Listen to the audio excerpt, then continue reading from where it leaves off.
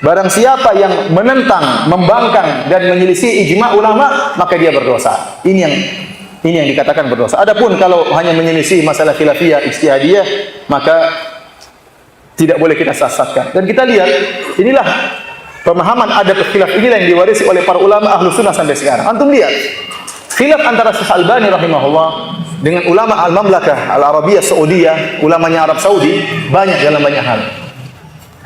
Contoh, Syekh Albani menganggap orang kalau sami Allahu liman hamidah harus begini. Sementara ulama Saudi rata-rata sami Allahu liman hamidah harus begini. Syekh Albani menganggap kalau begini itu bid'ah. Paham? Pendapat dia ini bid'ah. Itu pendapat Syekh Albani dan kita bilang beliau salah, itu ijtihad beliau.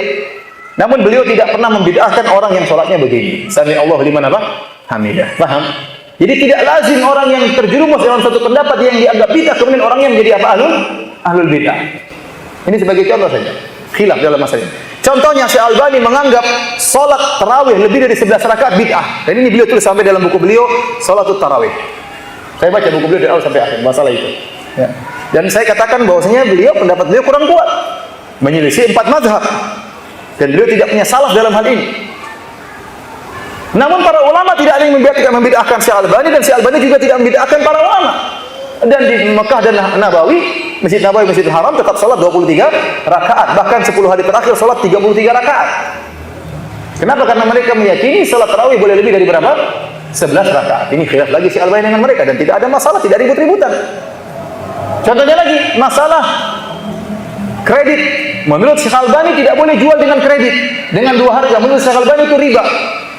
Sementara ulama Arab Saudi lain lagi pendapat mereka. Mereka mengatakan hadis Nabi sallallahu alaihi wasallam, man ba'a bai'ataini falahu awqasuhuma aw riba, itu hadis barang siapa yang menjual dengan 2 harga, maka harus dia menjual dengan harga yang termurah, kalau tidak dia terjerumus dalam riba.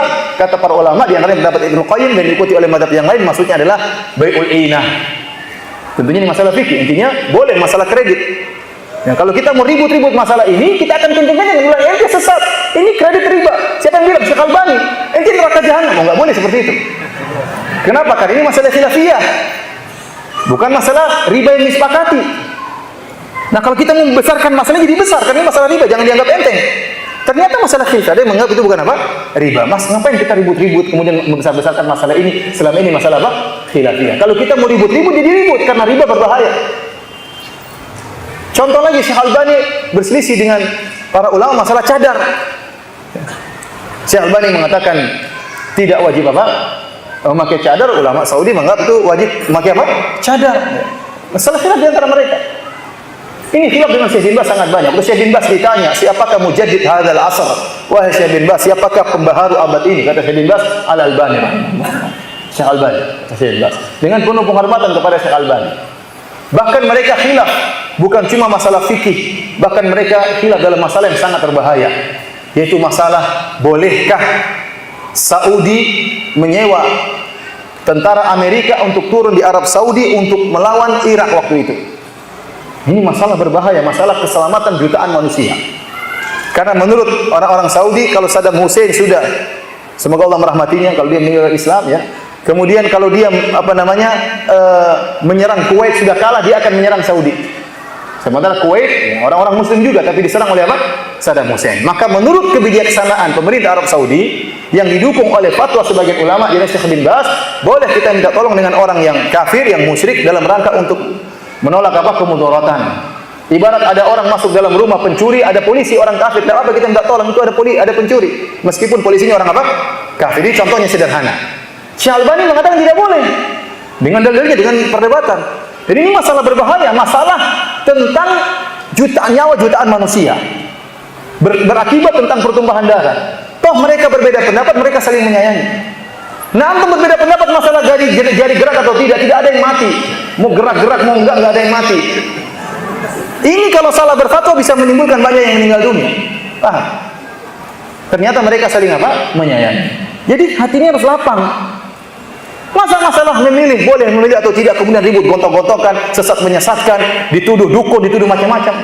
Sampai ada yang nuduh dukun. Ini tahu nggak masa depan? Kenapa bilang nanti kalau ini yang terpilih kemudian begini-begini? Emang dia dukun sejak masalah lari-lari ke dukun masalah begini. Tidak tahu pernah belajar masalah kaidah akhafud dhararain, tahu atau tidak masalah kaidah tersebut? Irtikabu akhafud dhararain. Jadi ini karena kejahilan. Kalau orang ngerti dia tahu ini masalah khilafiyah, selesai urusan. Oke, perhatian subhanahu wa ta'ala.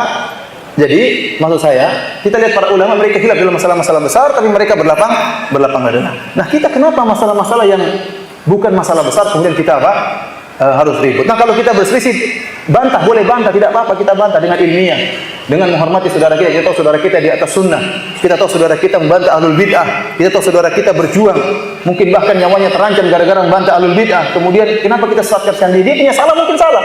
Kalau dia kita berbeda pendapat, dan kita bantah dengan bantahan ilmiah. Tidak harus mencela, mencap sesat dan macam-macamnya. Ini orang tidak mengerti adab khilaf. Oleh karenanya, ahlu sunnah wal jamaah punya manhaj. Manhaj dalam berakidah diantaranya manhaj dalam masalah khilafiyah. Apa itu manhaj ahlu sunnah wal jamaah? Toleransi dalam masalah khilafiyah. Berlapang dada, menghormati pendapat yang lain. Boleh menyalahkan tapi tidak boleh menyesatkan. Nah, kalau anda tidak mengetahui hal ini, berarti anda tidak tahu manhaj ahlu sunnah dalam masalah apa? Khilafiyah.